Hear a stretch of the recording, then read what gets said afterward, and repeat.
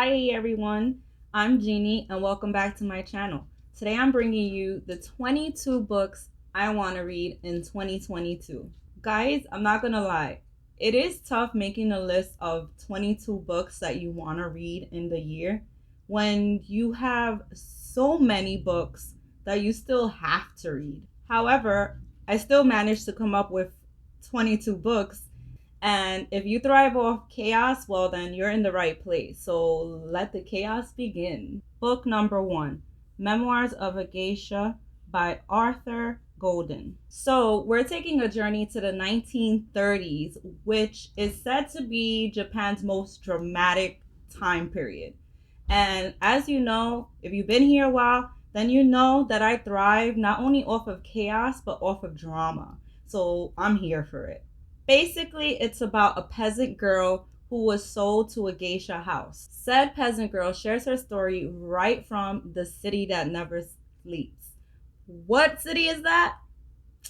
NYC. This world is everything I need. There's Japanese history and culture, how to become a proper lady, and how to beguile powerful men. Yes, a girl needs this, and you best to believe I'll be taking a whole lot of notes.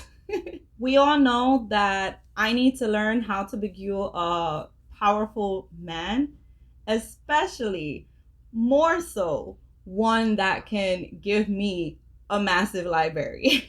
So this book is definitely what I need this year. Book number 2, Grown by Tiffany B. Jackson. So we're following a girl named Enchanted, and she's trying to get her feet into the music industry, right? But we all know that with that, there's powerful men behind those scenes that require something more. So with that all said, there's like this famous R&B singer, Corey Fields, I think his name is, something like that, and he basically brings Enchanted in, but now there's a whole twist to the story because some way, somehow, he's dead. Like checked out, possibly forced out, right? Like dead. And now what we have to find out is who did it, and is Enchanted part of that? I guess. That's probably something I'm going to question while I'm reading it. I'm pretty excited about this one too because it's exploring the darker side to the music industry, and I can't wait to dive into this world of drama and music and all that comes with that. Book number 2, The Hating Game by Sally Thorne. Okay, so I know this book is like super popular, and there's even like a movie that recently came out about it, but I barely know anything about it. That's what makes it even more funny. What I do know is that there's like these two people, they work together. They're like assistants of some kind, and I believe, if I'm not mixing up the stories with other stories similar, they're kind of like competing for that top spot in like the company. I guess the top spot for to work with the CEO, maybe more closely. I don't know. But yeah, and they like really really hate each other.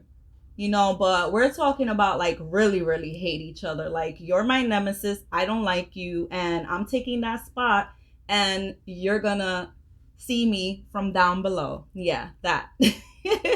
So as you can kind of figure, there is a lot of tension, and eventually one's gonna realize that they actually didn't hate the other person, and then the other person is gonna realize, hey, she's actually cool. Maybe I do like her. But the thing is that what we gotta figure out is it real or is it a game? So yep, hence the title, The Hating Game, right? Yeah, so with this one, I'm pretty excited that I'm finally going to read it and see what all the hype is about surrounding it, because I do know that there's people that don't really care for this book, but then there's people that really really love it. Like I hope I don't butcher her last name, but she's a booktuber that I really enjoy watching her videos. Nicole Gallagher. Yeah, I know that she loves this book, and I'm super excited to read it. And maybe that could be a little hint of a certain video I'm planning to do. Keep your eyes peeled for that one. Book number 3, Home Before Dark by Riley Sager. In Home Before Dark, it's about some girl named Maggie, and her father wrote like this crazy like horror book based on a house that's in a town or a mansion, you know, someplace spooky, right? He writes about like his encounters in that house, I guess, and things that have gone on in there, right? Like that, I guess he believes that there's evil spirits that live there, which is the case in most like haunted house type stories, right? So Maggie's job has been to be like somebody who kind of restores old houses and, you know, puts them for sale. Now the thing is that what she is wondering is, with this house, which is based off the book that her best-selling author father wrote about, now she has to think like, okay, is this place really haunted with evil forces like my father claims in his books? Or is there something more to that? Like more like human, more like the town people are crazy and they trying to do whatever it is to get her the hell out of there. I mean, I love me a horror. I love me a haunted house type story. I love me crazy people living in a small town type story too. So this book is definitely for me, and I hope to actually read it this year. Book number 5, 99% Minds by Sally Thorne. We are taking a journey with Darcy, who happens to be looking for like her dream man. And she kind of wants like her brother's friend or something like that. But of course, you know, her twin brother, actually, he claimed him as his own. And you know how he did that? Well, I don't know if maybe he has a crush on him, in love with him, who knows, right? But what I do know is that he claimed him as his best friend. So, you know, in most cases, that means that they're kind of off limits. So it just so happens that Darcy and her brother inherit like their grandmother's house or something like that. And one of the things that she said was that she wants the house to like be brought back to its former glory, and you know, shit like that. And then it just so happens that Tom, which is the guy that Darcy really wants, is like this top notch, I guess, like construction working, I'm gonna fix your house type person, right? And guess what? That means close encounters, Darcy trying to behave but then can't really behave, and her trying to make him hers. So yep, that's basically what this is about. And you know what? I'm kind of here for it. I can't wait to read it and see if I will enjoy this one. Book number 6, Daughter of the Burning City by Amanda Foody. Okay, so basically what I know from this one is that it's like a circus and a girl, and she has like these rare powers of like illusion, and she's like the only one who's like has these powers as an illusion worker. Nobody has had that since like 100 years ago. So obviously she must be special, right? She can actually make people see, feel, hear things, because you know it's all an illusion. But then again, some of us actually deal with that on a normal basis because maybe we see illusions on a regular. But yeah, anyways, so what ends up happening is that even though she thinks like, okay, these are just illusions, right? And they're not really real. But then one day it kind of makes it seem like it's real because somebody gets murdered. So then she is like desperate to make sure that her family is safe and protected. Eventually leading her to meet some kind of like gossip guy or something like that. Then they kind of start investigating and seeing where everything leads, but then it also leads to like some kind of political nonsense and forbidden romance and stuff. And we have to kind of see where it goes, who's the person behind all the murders of her illusions, and her trying to like stop everything because she wants to protect her family and make sure that no more loved ones die. And hopefully she's not the reason for it, but I guess that's something we're gonna have to find out, aren't we? Wow, that was a pretty interesting summary of the book, and it sounds pretty good. And yeah, let's move on to the next one.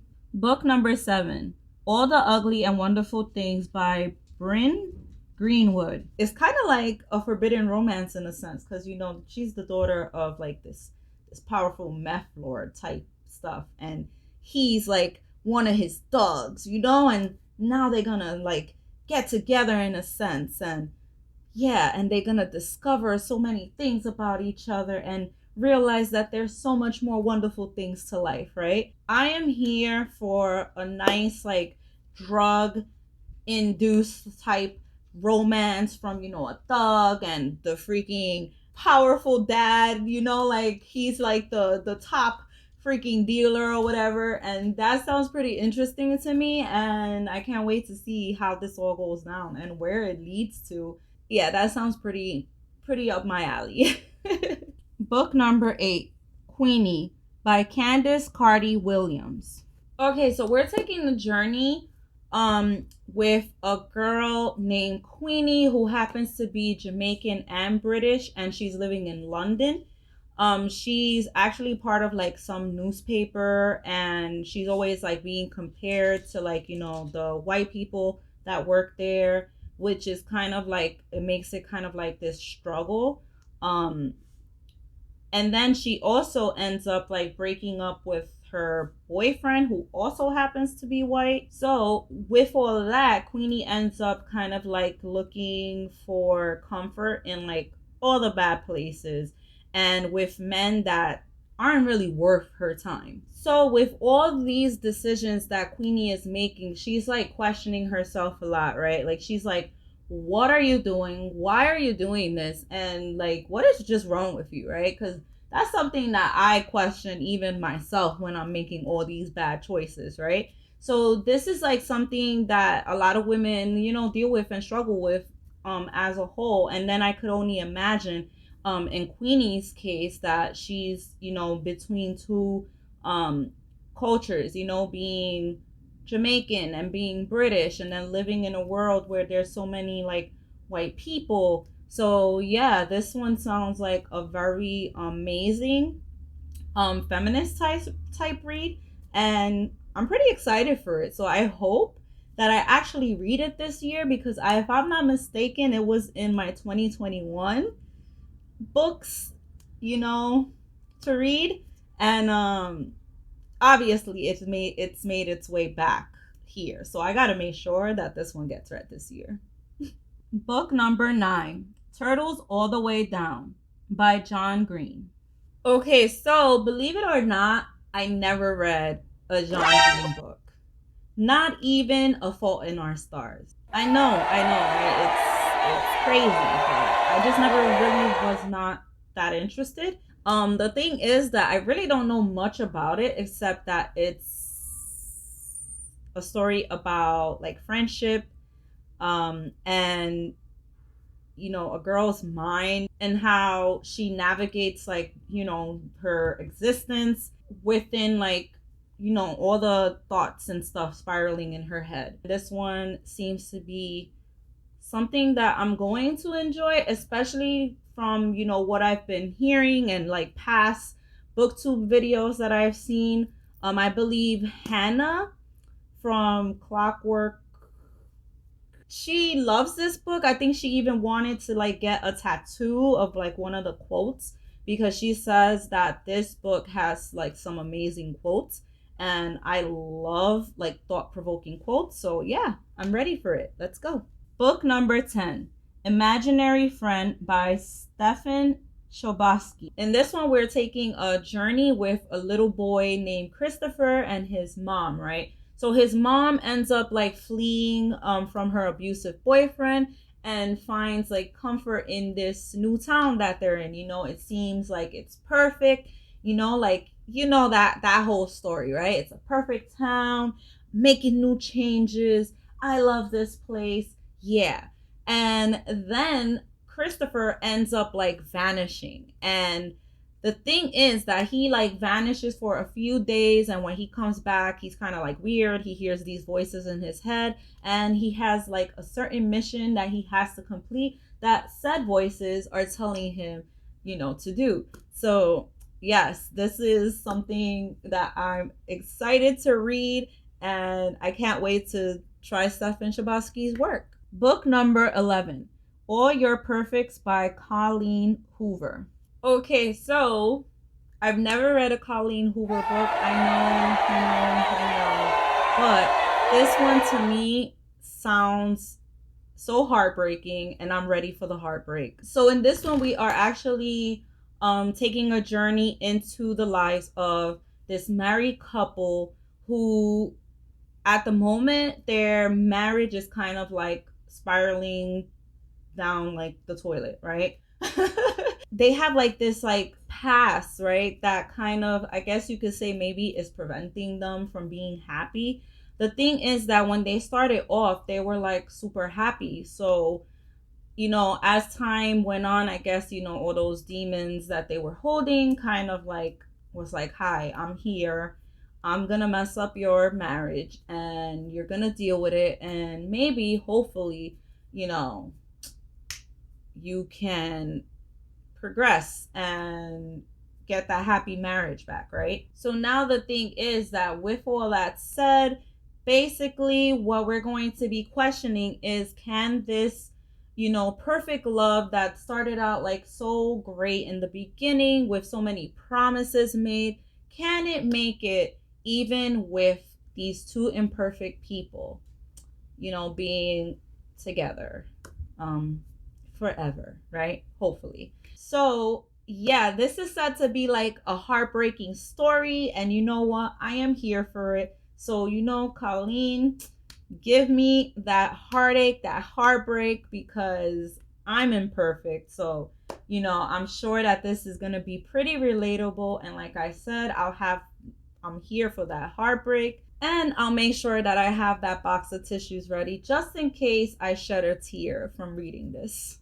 Book number 12, The Guest List by Lucy Foley. Or Foley. Listen, it's one of the two. Foley or Foley. I don't know which one it is, but you get it, right? I mean, we get it. Okay, so basically the guest list is something to the effect of like some wedding, and it's like, the wedding of the year, right? And a whole lot of people come together, and they're at this like place. Well, they're in Ireland.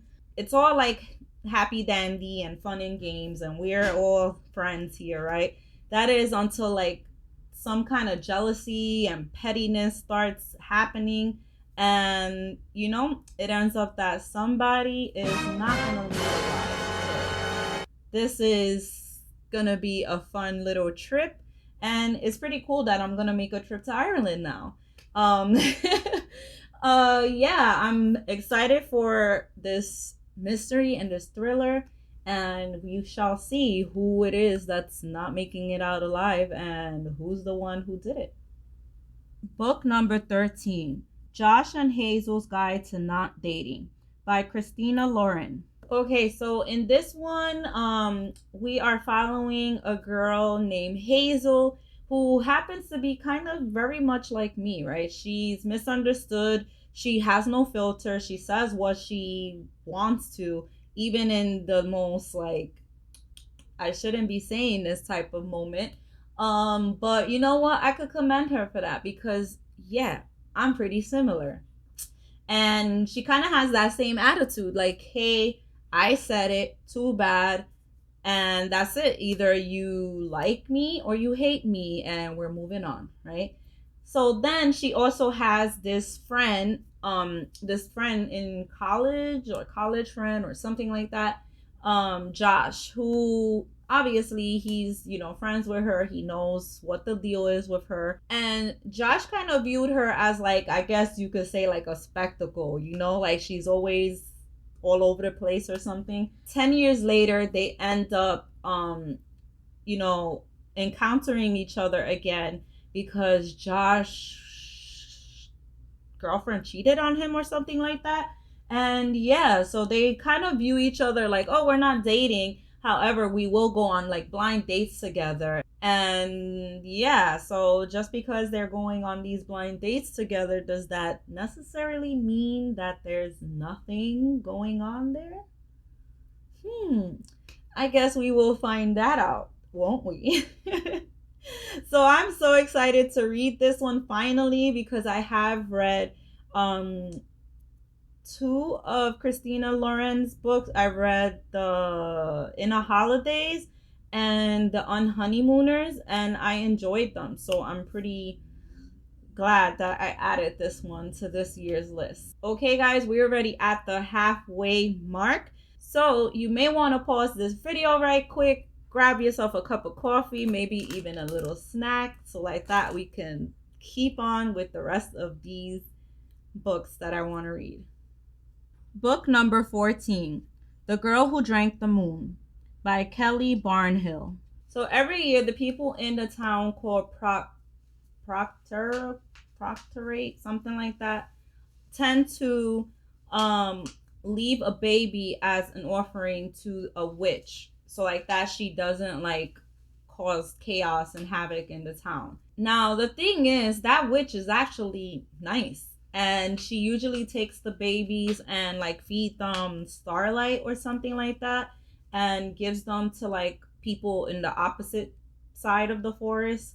And it just so happens that there was this one baby that she fed moonlight to instead. So here's the thing with that moonlight power, it's like something extraordinary. And the witch has to kind of like protect herself as well from that power, if that makes sense. So she kind of like, I guess, hides the little girl's power within her. But the thing is that now somebody wants to kind of like kill the witch, I guess, because they're tired of her crap. They're like, listen, there's this rumor and this story about you that you come and terrorize us, so we're gonna end you. And the little girl, whose name is actually Luna, she's like, hell no, you're not doing that. I'm protecting the people that protected me. And yeah, even if I have to ruin everything and destroy everything, I'm coming for you. So yep, that's the story. It sounds amazing, and I hear a lot of good things about this one, and I think it even has like some award or something. But we don't read books because of that. But still, I guess, it says a lot, right, about the book. So I'm gonna find out if it really is that great. Book number 15, Pet Sematary. So yeah, guys, I had to include a Stephen King book in here, and that's just one out of the few that I want to read this year. If you don't know anything about this book, then where have you been? What rock are you living under? Are you with SpongeBob in a pineapple? Because everybody knows Stephen King books, but I'll explain it anyway. So basically, in this one, we have like this family who move into this house, right? And it seems like such a nice place, and yada yada yada. On occasion, they have like trucks that pass by because they live like near like a street is like right in front of their house. And it just so happens that there's also this pathway like on the back of their house leading to like this burial ground where people would bury their pets. And it kind of seems like something innocent, right? Like there's nothing wrong there. There's not gonna be, no crazy coming back to life or something scary there, right? I am excited to read the book because I have seen this movie, and it's one that I enjoy, quite honestly. So it's gonna be interesting to kind of compare the two and see like what's the difference between the book and the movie and which one is better. Book number 16, A Man Called Ove by Frederick Bachman. So from what I know about this one is that we are following Ove, who has this reputation for being like this grumpy old man that kind of like terrorizes the streets with his grumpiness, and he likes to like make sure that everything is kept the way it should be, in his traditional ways. and he feels like he's just surrounded by a whole bunch of idiots, right? A typical grumpy man, right? But the thing is that there's actually something quite irresistible about him. And you know what? I am here to find out what it is. I read Anxious People by Frederick Bachman, and I really enjoyed that book. I didn't actually have the book at the time. I listened to the audiobook and it was just as great. It was actually a 5-star read for me. So I look forward to reading A Man Called Ove and seeing if I will still enjoy Frederick Bachman's work. Book number 17, Ghostwood Song by Erica Waters. Okay, so from what I know about this one is about a girl who has her father's abilities of like using a fiddle, I believe, to call the dead, speak to the dead, something like that. Now the thing is that her brother is accused of murder. So, I mean, what does she do? She tries to like talk to the dead or conjure up the dead to kind of like clear his name. And you can kind of figure that that wasn't the greatest idea because, you know, making the dead sing also can bring the bad and the darkness along with it, right? Yeah, so and then in this one it's like said to be lush and eerie where you're kind of like in between reality and nightmares, and that sounds like so much fun. So it's a book that I look forward to reading as well.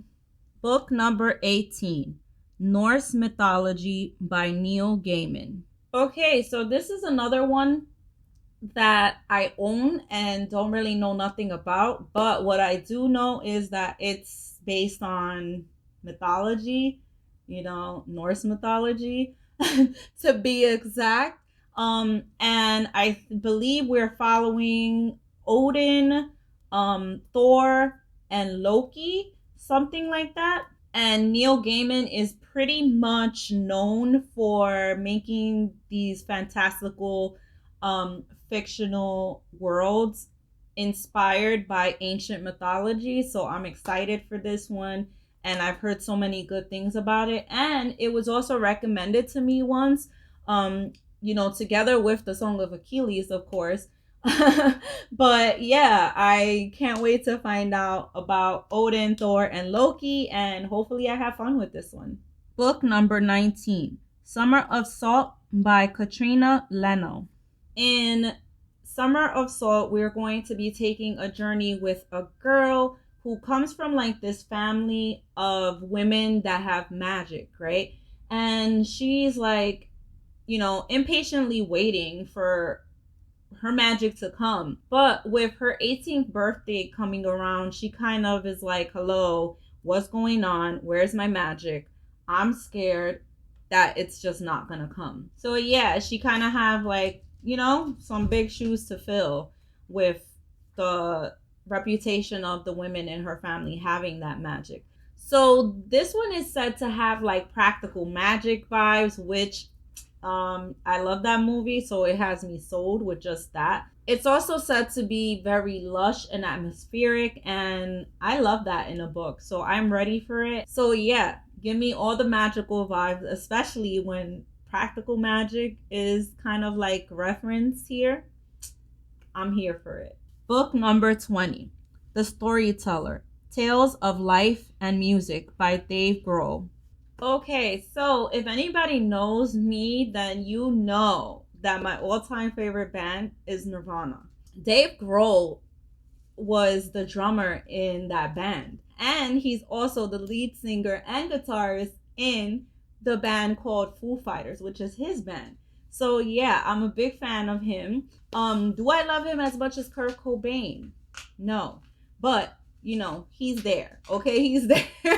Anyways, yeah, so this is basically his autobiography of, you know, his life leading from him being like this boy, this young kid in Springfield, Virginia, I believe, all the way leading up to when he was, I think, in a band called Scream, and then his time in Nirvana, which I'm so happy to read about too, all the way to him in Foo Fighters and his life, and yeah, him just sharing his epic journey of his rock lifestyle. So yeah, I'm very excited about taking this journey into Dave Grohl's life.